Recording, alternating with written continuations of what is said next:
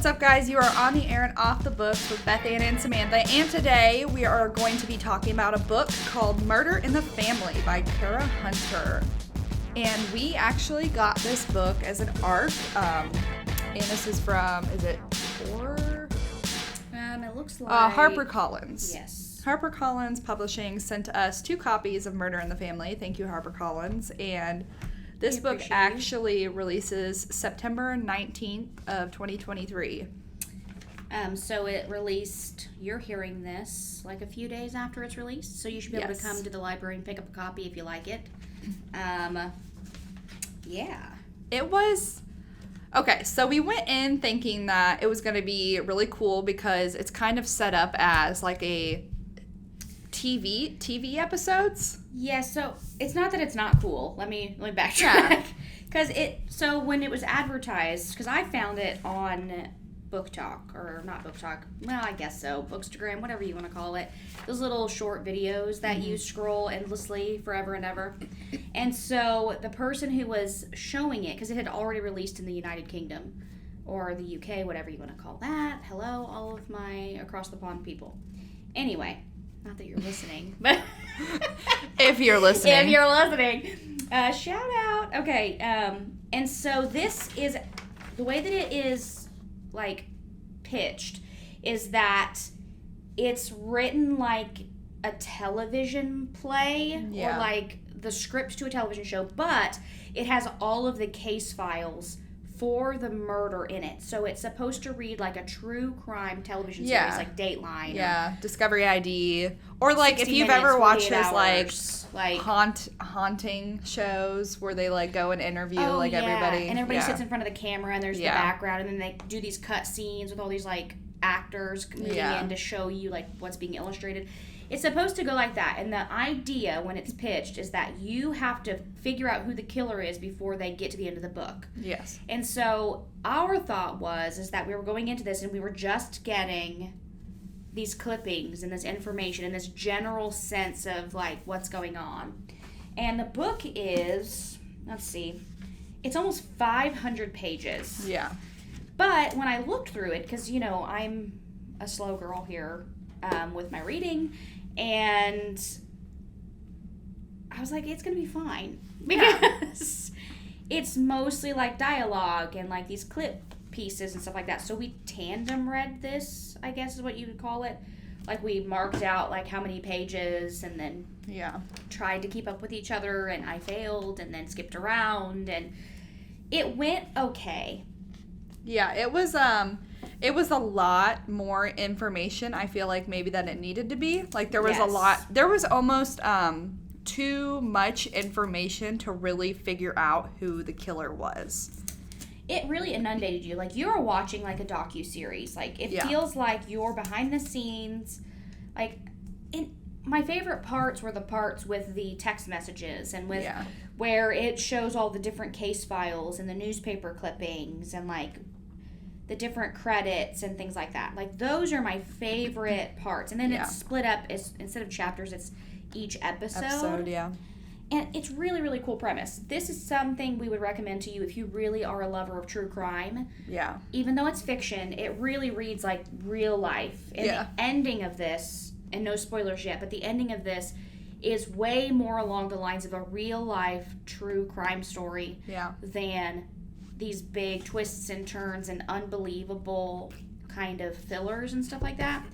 If you're hungry for something brand new and you're trying to find different, because I know sometimes it's hard to find new true crime books that you really, really like that are not podcasts and things like that.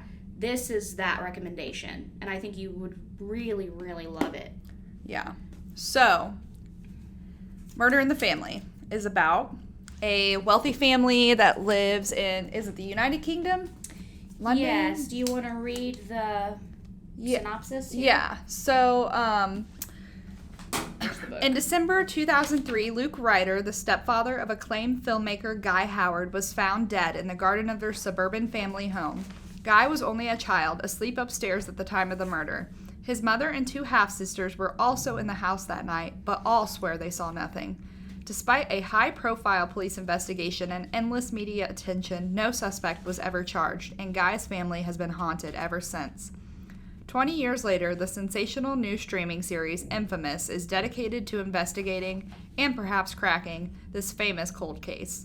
The production team will re-examine testimony, re-interview witnesses, and once again scour the evidence. The family will speak. The key players will be reunited on camera. The truth will come out. Are you ready to see it? So, there was like a billion characters. Yeah, that's the only other thing. And it's not that I did enjoy it. I just think that I went in with the wrong expectation, and that's why we wanted to get on and talk about it, even though we were,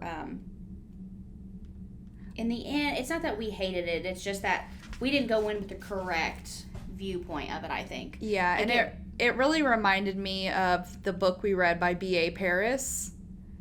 And I forget what that book was called, but it's the one where the husband gets murdered in the basement and she like locks him in there. Oh, yeah. I know exactly what you're talking about. So, I can't remember what the title of it's called either. Shoot. Yeah, it was kind of giving like B.A. Paris vibes, and again, like my argument with B.A. Paris was that, and I know that like a few people like didn't understand this comment, but it's like your own opinion when you're reading. Like you can think whatever you want, you can like picture things however you want.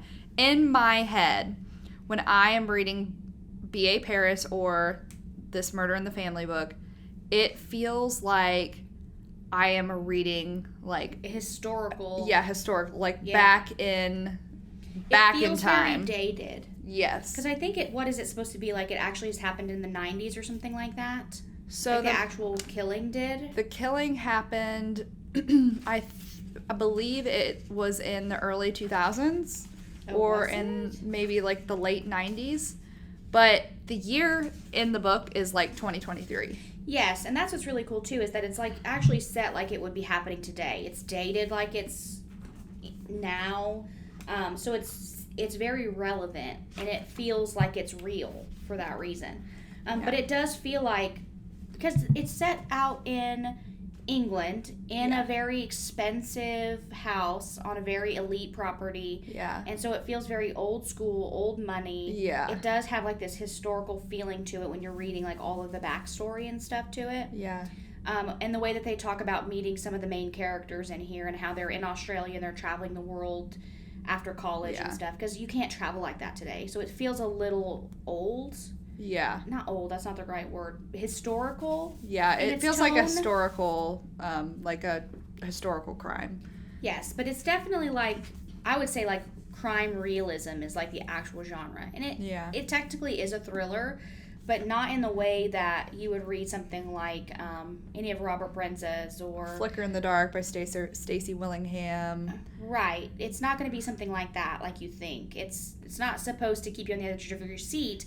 It's written so that you do the work. Yeah. It's written so that you sit down and you figure out the case yourself. Yeah, it's very much a book that you need to like have like a long weekend and just like dedicate yourself to reading it. Yeah. All like at one time. Because I think I like found myself getting confused or like forgetting about things like when I would stop back and forth. Yeah.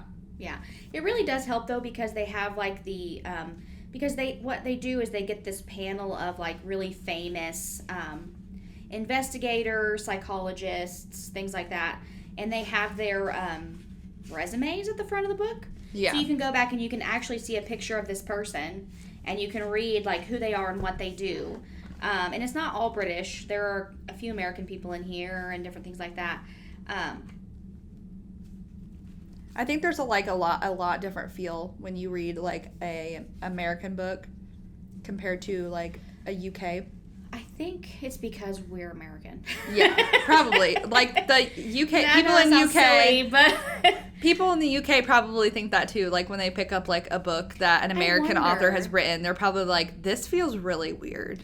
Oh, you know, that's an interesting thing, because Michael Miller, because I'm ranting and raving about this book right now, but Ascendant, because that's the most relevant thing that I have in my head.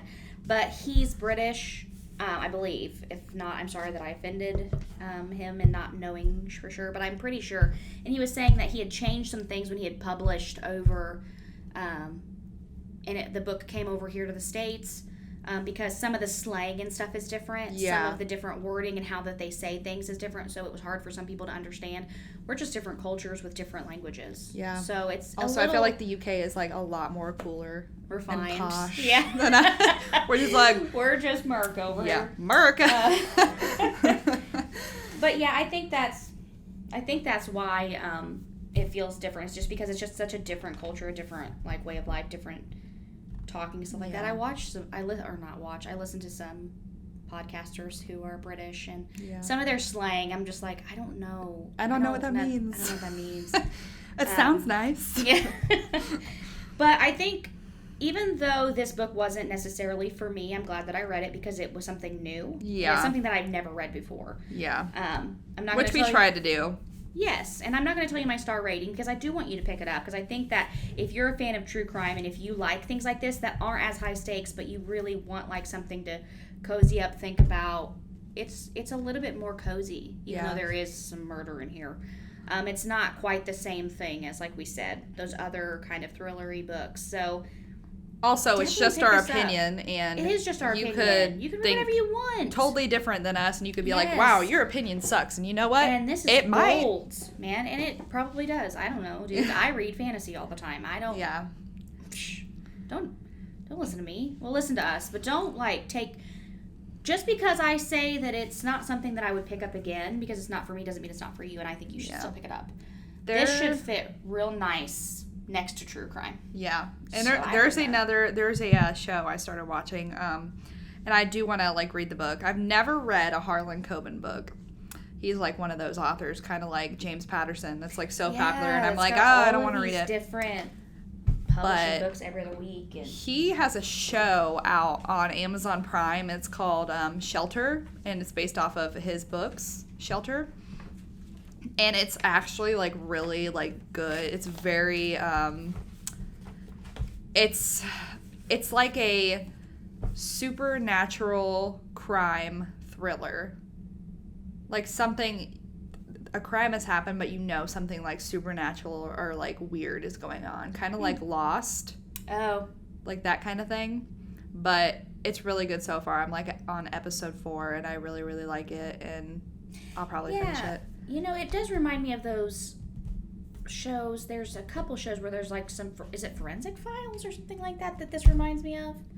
I don't know. It's where you see all these detectives unearth the answer to this like closed case, and this is like that. If you like stuff like that, this is definitely for you. I think you guys should pick it up for your book club and read it together. Yeah, because you guys could bounce off ideas from each other. It would be a good discussion. It is. Book. Yeah, it would be fantastic for a book club book if you like true crime or things like that. It's a different, and it would be like a refresher for you if you read a lot of like seriously intense. Lori, you should read this book. Laura, I don't know. I've been looking at Lori's Goodreads, and she's been critical.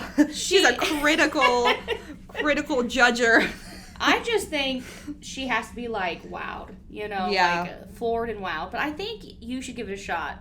But she listens to audiobooks though. I don't know. Okay, Lori, you're just gonna have to take one for the team and read this. I've got your copy right here. Yeah, so you can't say no because we're literally handing it to you. Holding you and handing you the copy because I think she's gonna love it. She's gonna love it. We should make her and Trisha read it. Yes. Even though Trisha told me she wasn't going to. Trisha, you have to read it. And then report back. We have 2 copies right here for you, ready to go. You can read it right now. Basically, our podcast is about harassing our bosses, our coworkers, into reading books. Reading what we want you to read. I'm holding this book up like you can see it. And it works half the time. I'm on camera. But, yeah, I think you guys should read this. We're not going to spoil this for you. No, we're not. No spoilers today. Sorry, guys. No, because I'm not going to sit here and ruin the experience. Because this isn't really about reading. It's about the experience of reading and like being involved and being immersed into something. And I think that you're going to enjoy it a lot more if you just go in blind and pick it up and then figure it out that way. Just remember when you go in, it's like real, like police, procedural, and Freistat. And Ellie would like this. Yeah. This is like right up your alley, ladies. Yeah. So Anne Freistat, Ellie, if you're listening, Pick this up. Pick it up, and if you don't like it, just don't tell us. Or tell me, because I'd like to know what you think about it. And then we'll cower in shame that we have suggested a horrible horrible book. No, the book isn't horrible. It's not horrible. It was really great. Very interesting, and I'm glad I read it because it's something that I can add to my list. It was different, and we're going to be getting it for our library. Thank you, HarperCollins, for sending us 2 copies.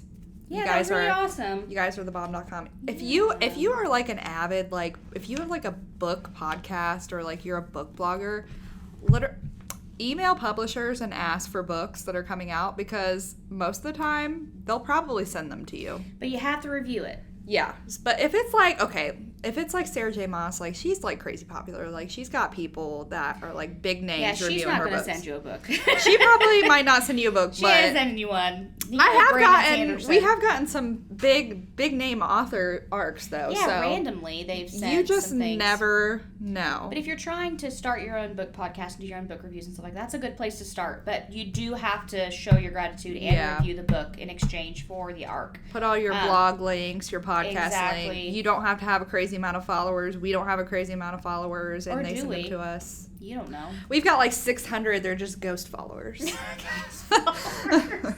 No. Listen, I'm popular in my own mind. Doug is like a big enough fan to where like it counts as like 50 people. 50. Yeah. Because, he's just for the Doug, podcast. read this. I got a copy right here for you. Pass around the copy. Well, we've literally just promised both of our copies to Trisha and Lori. They can pass them along to Doug. And now Bethann has lied on the podcast and incriminated herself. Who else wants a copy? Listen, just pass it around. We'll pass it around the library and let you all read it, see what you think. I think you guys will be pleasantly surprised. Yes. It's different than anything we've recommended before, so I think you'll really like it. Yes, and then join us. Next episode, we're going to be talking about our Howard County Reads list, which is going to be happening in October. Howard County Reads? Is it happening now? It's happening now, but we're going to go ahead and around that time is when we're going to be having the spotlight book or the top book with that author coming in. It's Nikki Ehrlich. October 12th, she's going to be coming to IUK Kreisky Auditorium and talking to everybody, and we will have a staff member that's going to be like kind of interviewing her. Yes. And if you haven't watched the episode that we did of The Measure with Trisha, you guys should definitely check that out. And re-listen. Yeah. Hopefully we can like talk to the author and be like, you should listen to this episode. Yes, and with this, we'll be going through like all the books, the top 15 that we've chosen on the committee. I think you guys will really like this year. It's a good variety of different things, and that's going to be airing. And when you hear this podcast, what you're listening to right now, there should be tickets ready to go and pick up at all the branches if you would like to go to that author talk. And I believe Trisha has told me, and she'll probably kick my booty if I'm wrong, at the author event there will be books to purchase and to be signed by the author. And before the event. Right. So keep that in mind. It's a good opportunity. This book is also a very, very good book. It's really, really good. We recommend that you read it. Even though it says that it's a fantasy or a science fiction, don't let that influence your decision to pick this book up, because it's really not what you think it is. It's so much more and so much deeper. It's one of the best reads that we've tackled this year. So that's coming up next. And then after that, the week, well, not the week after that, but the podcast after that, we're going to be reading Midnight is the Darkest Hour by Ashley, I think it's Winstead. And you are correct. I have that book right here as well. Yes, and we actually got this book as an advanced reader's copy, aka ARC. It will go on sale October 3rd, so it will be available to you guys when you do hear that podcast. And we got this book, I believe, from Source Books, Landmark Publishing Company. So thank you, Source Books, for that.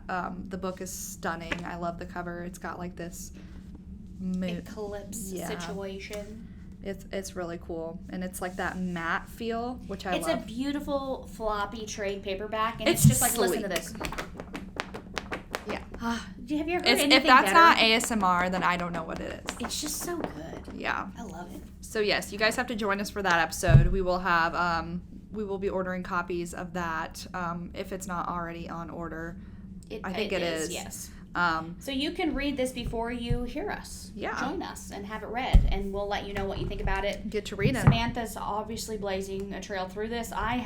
It's really good so far. I would say if you are a fan of Where the Crawdads Sing or even Small Favors by Aaron Craig that we previously talked about, it's like a mixture of those vibes. Yes.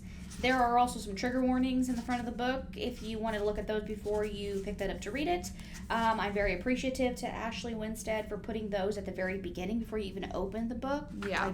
Or the actual text. So keep those in mind when you pick this up because it's one of those thrillery, mystery crime situations. So pick that up as well. That's what's coming up next. Yes. And I think in 2024, we're kind of going to be doing something a little bit different. We're going to be requesting a lot of ARCs from publishers and trying to really promote and read ahead those books and then kind of talking about them towards their release date. So hopefully we're going to be getting new books and we won't be talking about older books. I mean, once in a while we might read something that's older. There are some things that we really want to touch on anyway that we want to read. Yeah. And if you guys have suggestions, we would really love to read what you're suggesting to us to read and review it. That's another goal that we have is to get you guys just to recommend us books and have us pick them up. Yes. That happened once and it went really well. And it was really good. We need more of that. But the direction we'd like to go, because we want to try new things. We're going to interview some people, some more awesome writers and authors, and we're going to try to stay on top of some new stuff for you so that you have some fresh things to add to your TBR next year. Yes. So join us and listen into our podcast. Email us at offthebooks@khcpl.org. And we hope you guys have a great rest of your week. Yeah. Bye. Bye.